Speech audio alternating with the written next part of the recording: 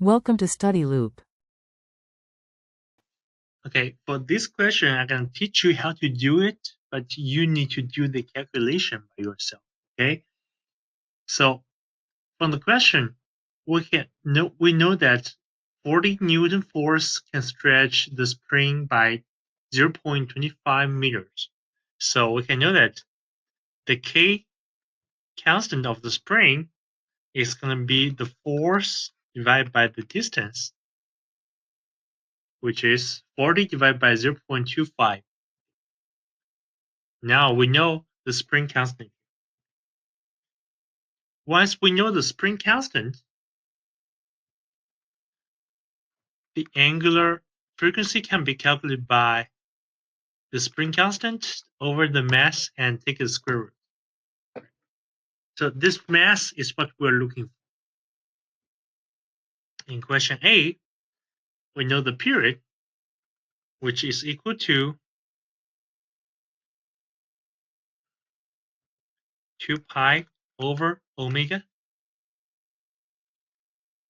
So it's going to be 2 pi over square root k over m, right? So from this equation, we can express the mass as period over 2 pi square times k.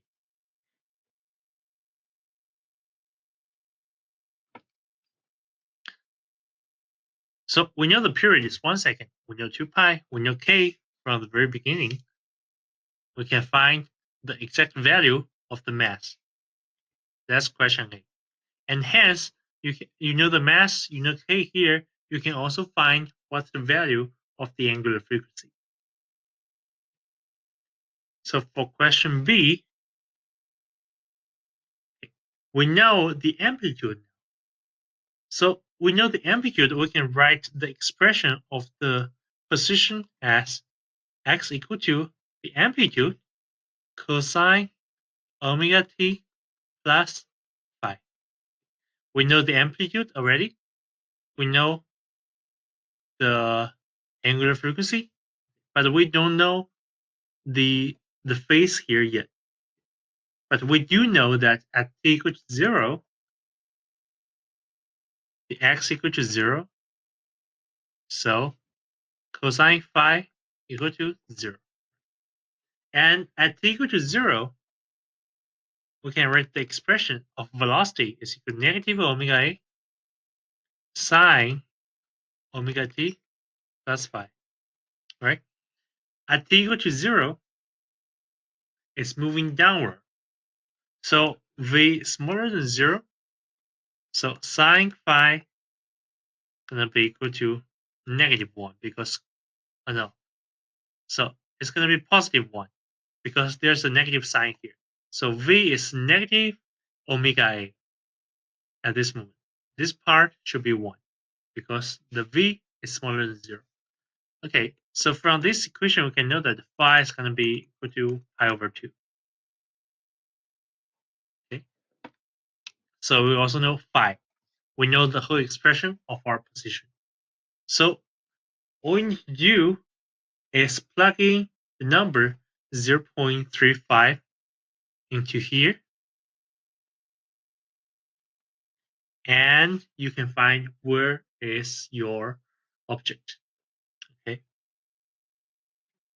and to what direction. So the period is 1 second, which means half of the period is only half second. So it's gonna take 0.25 second to going down, and take another 0.25 second to move up back to the equilibrium point, right? So 0.35 should be somewhere here. The direction moving up. The direction of the velocity is moving up, okay? Okay, so last question. So here is the equilibrium point. At the equilibrium point, the force equal to the weight, which is equal to mg. Now, the object is below the equilibrium point with distance d, right? So now the new force F prime